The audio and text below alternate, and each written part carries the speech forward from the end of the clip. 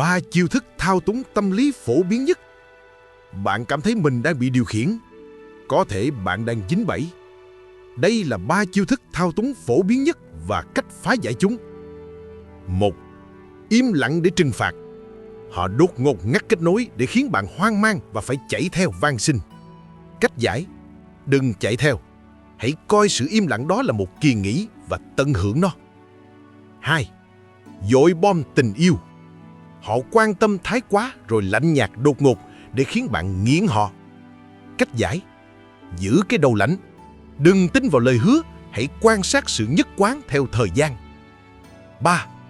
Nạn nhân giả tạo. Khi họ sai, họ khóc lóc để biến bạn thành kẻ bắt nạt. Cách giải: đừng để cảm xúc đánh lạc hướng, giữ vững lập trường và quay lại vấn đề chính. Kiến thức là tấm khiên của bạn. Đừng để ai chơi đùa với tâm trí bạn. Follow Key.